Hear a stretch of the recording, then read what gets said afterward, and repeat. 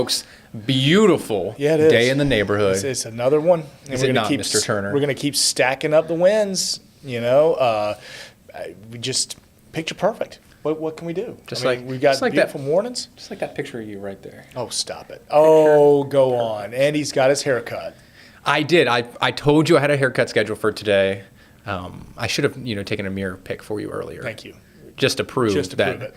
And it did mean a lot. I told him earlier, folks, that because there have been times I've come in and Lew didn't even notice my hair was cut. He didn't notice that it looked a little different because I got a little bit of a different cut. Yeah. So it means a lot that you acknowledged my hair cut. I guess that coaching. Just shows how bad it looked before. I accepted coaching. And what you're seeing in the bottom of Ross's screen is a straw from Starbucks, and he is on one.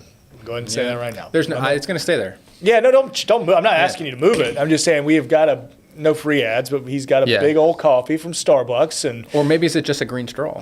No, we know it. He just said before we came on our broadcast here, as a guy who doesn't drink much coffee, now that you put one on, a venti nonetheless, he's going to be ready to rock. Time went on. And I need you to carry me because my allergies are just absolutely dogging me. So. Well, not just me. All of us are going to help carry Lew through this today. Carry us through. We're going to get through the finish line here. So dry air, we have got it. We've had some nice, comfortable dew points in our mornings. In fact, allowed us to get down to 57 this morning. So we've had, even inland southeast Georgia, we had some low 50s, and Waycross in that 54 range. That's pretty nice. Nice start to the morning. Probably in that I need a sweater zone, and it's looking beautiful on satellite and radar. Dry. We continue with our coastal flood advisory. Yeah, I did just toss this in there just because we don't want to forget about this since we do still have northeast winds. It's breezy, not nearly as gusty as it was late last week, but still something that's notable to keep in mind. Keep that in mind, and this includes St. Johns River essentially from the Buckman south. Mm-hmm. And so really focusing through Green Cove down to Palatka and Satsuma where you had reports of high water levels. And this isn't just St. Johns River, but the tributaries that stick off, so anything that's fed by the St. Johns and tidally influenced there on the southern end. For our area, we're going to have to watch for maybe 1.5 to 2 feet higher than what would normally be dry land. And this also applies to intracoastal waterways south of St. Augustine. So we're still watching there and through Flagler County. Mentioned in the winds, steady and still been northeast in that 10 to 15 mile an hour range for the better part of our day as we hold steady in the upper 70s closer to the beach, and inland you get some low mid 80s. Yeah, so a little bit warmer inland. I think, did we already hit 80 today? I think we did when I last looked. Yeah, so. Very briefly, but these afternoon highs we're getting, the better part of our day is spent in the 70s, right? So sometimes that high temperature when we're forecasting 80, 81, it's not the whole day spent there by no stretch. Not like in the dog days of summer when we're forecasting 95 and we spend the brunt of our day, even as early as 10 o'clock, right around 90. Yeah. This is like we hit 80, 81 for maybe an hour, but most of our day is truly in those 70s. Well, I think one of the more notable things when you're really just looking at an hour by hour through the day, and I think yesterday was really the first day of it this week, how quickly the temperatures dropped once we hit sunset. So, sunset's right around, what is it? I guess it's like 6:53, 6:52 now. So pretty much after that 7 o'clock hour, temperatures quickly dropped out of the 70s down into the 60s by, 9 or 10 a.m. I think last night at 11 o'clock, we were already in the mid 60s. We're going to be pretty close to that yet again here tonight, Lew. Yep. And then overnight, many of us waking up yet again, perhaps low 60s to mid 60s for coastal areas. But yeah, the further inland you go, you get a little bit more of that dry air, a little bit cooler for you yet again early tomorrow morning. Yeah, and get away from the influence of the ocean and the river, and you're going to be right there in the 50s. I say Waycross, Folkestone, Lake City, McClenny, our friends there in Baker County and Columbia County. Baker County Fair next week. Man, and we're looking, we're going to continue this weather. Really not to spoil the rest of the forecast, but we're going to have some beautiful stuff. And someone asked, how big is the Baker County Fair? It doesn't get any bigger. Kind of insulting to ask that. Don't get any bigger. In McClenny. It's as big as it gets.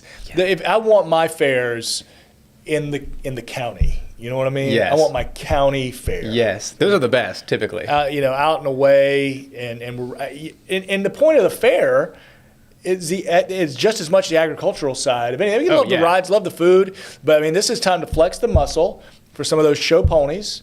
Some of the prize winning pig. Steers, heifers, absolutely. So like, show them off, and I think Ross may get the opportunity to sample some of that. But more to come on that later. But we do have some big events to think about, and it's that season. I love another thing I love about fall. And you're moving out of like the summer months, right, where it's so hot and humid that you might not want to spend a whole lot of time out at a fair. Right. But now that we're getting into the fall season, especially in the evening hours where it's a little bit cooler. Yeah. Feels a little bit fresher out there, better. more comfortable. Nighttime Makes it at more the enjoyable fair, when you go, oh my God. Hand in hand with the one you love. Go check out the Midway.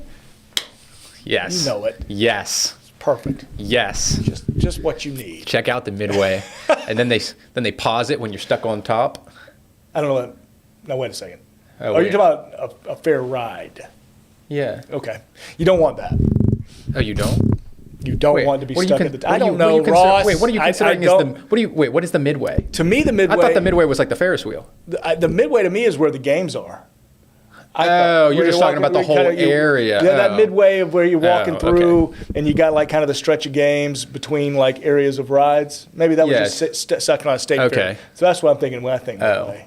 But maybe typically we're in sync. I was totally thinking we were stuck at the top at of the Ferris wheel, and then you're just looking out across. Yep. Great views. Great, and that is actually cool to be stuck because you got to let people on and off, and you're up there at the top. Great. That's why I said that's cool when that happens. Then you're like, no, you don't want that to happen. I thought, okay, see, okay, not the same page. Maybe we won't be handed. Fine, you go right on the carousel. I get on the Ferris wheel.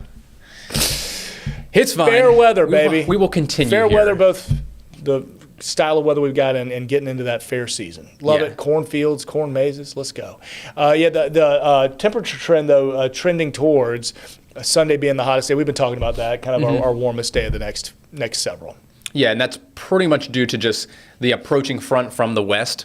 You often kind of get this surge of southerly air ahead of the front. So the high pressure, the dry air is in place here through Saturday. Then comes Sunday, a little bit warmer. Late Sunday really, it's after dinner time, Sunday evening, let's be honest. It's going to be perhaps even after sunset. We'll watch this front comes through. There's going to be some mid-level moisture, but really how much lift is there going to be to create some shower activity? It's going to be rather limited, and any rain or shower activity that does fall, primarily going to be after sunset, so during the overnight hours, Sunday night and into Monday. So even if it does rain, really shouldn't be that impactful. We're only given 10, maybe 15% chance of rain there Sunday into Monday. Just in case you get a wet driveway or a wet windshield as you're waking up Monday morning.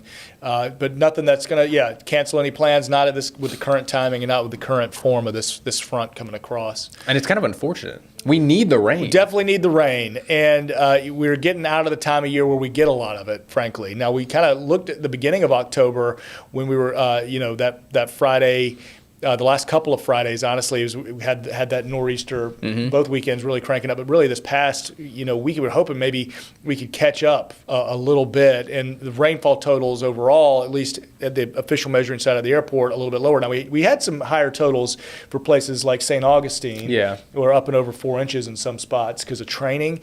But really, we're lacking. And that's why, if you look at St. Johns County, the better part of St. Johns County not included in any sort of drought condition because of all that coastal rain that we had in Duval County as well.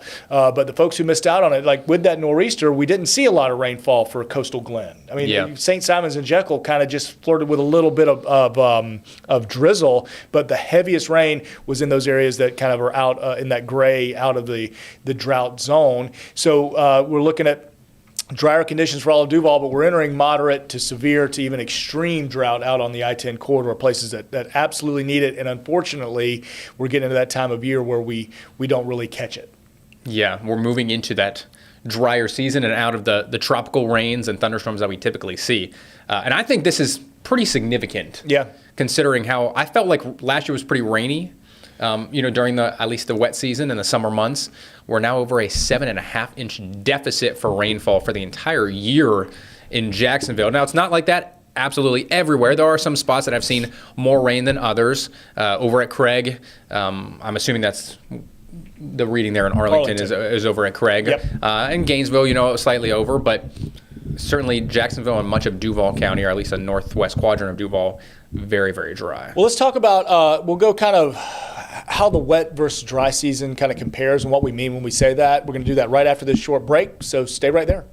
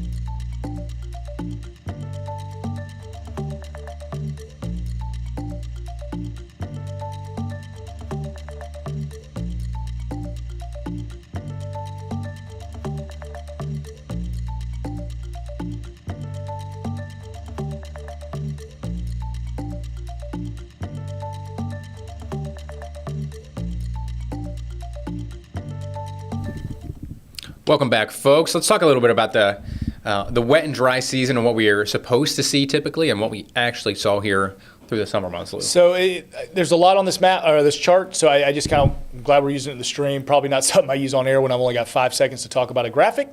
But we do have time to kind of break this down, what we're looking at. And so what we typically consider the wet season would be June, July, August, September. Mm-hmm. And a lot of that has to do, of course, with it lining up with hurricane season and tropical rains, whether directly impacted by a tropical storm or not. A lot of times we'll still get some sort of moisture, added moisture in. Of course, we get our summer afternoon showers that usually line up. But look at, July and August were, if not, right at average, right at seasonable average, where we should be. So July and August, not so much the problem, but it's where we get June and September so far kind of below what the average, the seasonable amount of rainfall we get for those months, especially September.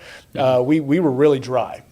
Through the month. So what's now happened, what we should usually be getting is more than nearly 30 inches of rain. So about 28.8 inches of rain. That's normal for those 4 months. And we're, again, about 8.5 inches below normal for that. So we talked about the yearly deficit being, what was 7.5 inches? Yeah, 7.6. And just for these 4 months, we're 8.6 below. So we think June through September is the wet season. Typically we get almost 29 inches, 28.8. All the other months, so 8 other months, and now we're entering that drier season. October, of course, is one of those other months.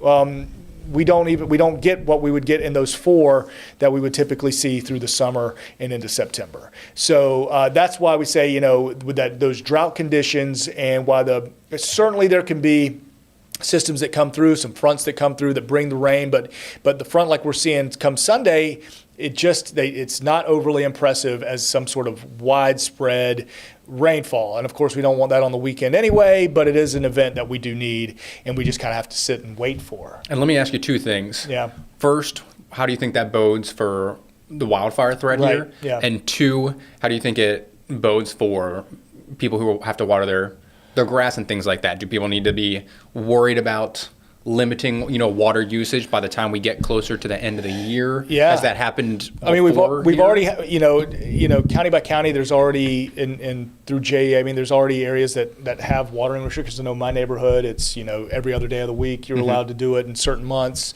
I got to check that specifically too, because it is going to get to that point where you're going to have to irrigate, or things are going to start turning brown. And I know, people are doing that anyway, but the bills go up. And then, but the first point that you made as far as wildfire goes, now typically you think of like wildfire season, kind of those spring and early summer months when we've seen it. But we have, had the wildfires in late winter when it's just bone dry, and those dew points are super low. So it's we're gonna have to start watching fire weather risk, I think, and especially with the lowering dew points getting through these next couple of months, the propensity for folks to want to get out and maybe start a campfire, things like that, and especially with the breezes we've been having now. Generally, a northeast or an easterly breeze, a little more moist. Kind of moisture in the atmosphere, you don't worry about that as much, but you get a little bit further inland, those breezes will just stir it up. So will they put burn bans in place for either communities or like at state parks if you're going to go and that wouldn't be surprising. Yeah, that wouldn't surprise me. I especially when that drought monitor and you start to see where you see the extreme, I wouldn't be surprised if they've already done that. Out the I-10. A little bit further out towards Tallahassee. Yeah, beyond kind of the Suwannee River and further west. But you start to see that extreme to severe color coordination coming closer to us. Yeah, I could see at least some pretty good restrictions or cautionary advice being thrown out there by our forestry service when it comes to burning. So something to watch for. Watch for it, because only you can prevent forest fires. Okay, Smokey. Okay, Smokey Bear, hero. Hey, I'm excited about Friday Night Football. Yeah, because absolutely gorgeous, comfortable temperatures. Feels like football. Yeah, this is. I don't know if it's our first one. I guess probably is. That's truly felt like we haven't had to worry about the off and on shower. We've had a couple of Fridays where we didn't have rain in the forecast, but this is one of those where rain's not in the forecast, and also temperatures aren't going to be pushing 90 at kickoff. Yeah. Right? One, not only is it comfortable temperature-wise, but there's going to be a nice breeze, Yeah. not windy, but just enough of a breeze that it feels good. Yeah. And so I'll be at the Bishop Kenny. I'm pumped. This is one of the reasons why I'm excited. It's going to be our first football game of the season. It is going to be heading over on the river. I thought you went over to Bishop Kenny earlier. No, I didn't make it. Oh. It didn't make it. I had the highlights sent to me. Okay. Yeah. Busy man over here. I tried to go, but no. My friend's son, who plays for Bishop Kenny, they sent me a few highlights, and I listened to it on the radio. They got a great radio broadcast. You got anyone who's sending you a picture of a big buck on Saturday morning? I wish my neighbor would, or at least. Have you talked to him? Do you know he's going up to Georgia? I don't yet, but he was pittering around in the garage, like I said. So if he's doing that, he's getting ready for something. And if he wants to bring me back, a freezer bag full of something, I'm not going to turn it down. You can't, no. Got to put it in the freezer. So I'd be excited about that. But, oh, man. This is an exciting time for a lot of folks out there. Oh, yeah. That first day of buck season. Ramping up. And heading out. Yep. And it's looking good, which is always helpful. Yes, it is. No rain to worry about, and the temperature's right where you want them. Not too hot, not too cold. Exactly. It's the Goldilocks zone. You're not going to have to bundle up and wear the hoodie, but you might want to, a couple of layers. No, I think maybe, and this is just me coming from my own personal experience. Yeah. I feel like it would be a little helpful if that front came in maybe a little earlier. Yeah. Not necessarily for the heat, but if you get a wind direction change, or Yeah. it was just a little bit breezier, Yep. you get the buck to get moving around a little bit. Yep. That certainly would help compared to kind of a very calm morning. And you can And you know which way. yourself to where Yes. you're upwind, Yes. So you know which way the wind's going. Yep. They don't sniff you out. Dang. All right. Well, we got our strategy set for when we finally go up South Georgia and find us a buck. You and I should go sometime. It'll be fun. It'll be fun. Be your spotter. Need my friends to throw that invite out. We actually should. the land. We should stream it all on here. Yeah. All in whisper. Oh yeah. You see him? See him. You see him? I think it's an 8. I think it's an 8. There's a rustling. There's a rustling over there. Wait until he goes behind the tree. It's all my grandfather. Don't shoot yet. Don't shoot yet. Wait. Yeah, absolutely.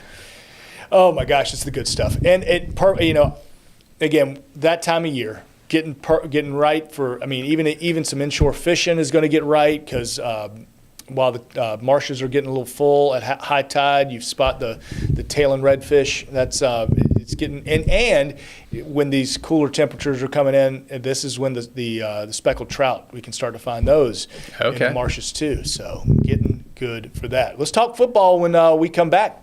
We'll do that right after this last break. Stay there.